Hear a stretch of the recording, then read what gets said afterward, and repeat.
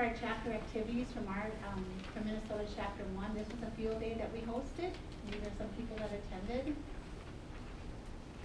And this is, we went down to Amish country. It was absolutely beautiful. We went down, this is in St. Charles.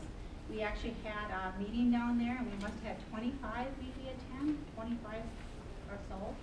And we had a great day. We went and we visited Chris Troyer's farm. I guess the other can talk about it too. We were just fascinated by all that they were so pleasant to us and so kind, and so many people came. It was just so nice. And we educated. This was a really good photo. It's, you know, with the Amish, it's different than a lot of us produce our crops, but this is an oat field that had been started to harvest with the shocks.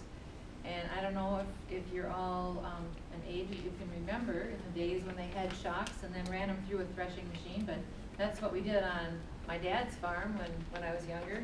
Now we use a combine. So the next picture is of our president's farm, Joseph Guinea, his farm harvesting, and his two sons. And he lives in Minneapolis and he farms down near Austin or Albert Lea.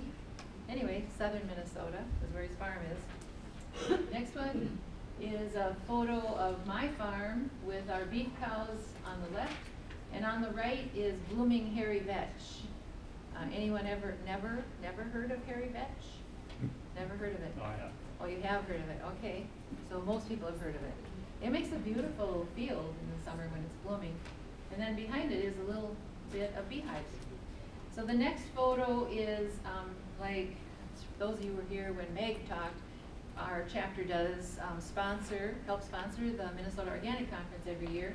And 2 years ago, I guess it was, not this year, but last year, we hosted Meg and from the Department of Ag, and then Miles McAvoy from NOP at our sit-down dinner that evening. And then it's a picture of the board at that time. We get about 40 people at our, approximately 35 to 45 people at our annual meeting, which I think is quite well for, what I should say, for our annual meeting. We have having 110 approximately certified members. Well, we really appreciate that. Some of that is corporate members that come in which we're thankful for them also, of course. So we have a really nice meal. We have a nice meal. We have a little entertainment. We have some door prizes, and we just have a good time, you know. And it's a nice time to get together and see people and members that we don't get to see all year long. I guess I'm on the phone with all of you, many of you that are members, many times throughout the year. So it's nice to shake your hand. So another thing we do put together and mail out a quarterly newsletter for our members, and that's what you're getting an example of our last issue. And we try to include an event schedule, so not only events that we would sponsor, but also events that are happening and that would be of interest to our members, such as the Minnesota Organic Conference or Moses or some of the others. I also try to include information on various publications that would be of interest. So this one has some of those on the front page. And on the reverse side is website addresses, which is helpful to be able to, I mean, if you want to email me, I can email you that list, and then you could just click on and go to those website addresses. As I mentioned before, the ATRA publications, that's on the list as far as a link.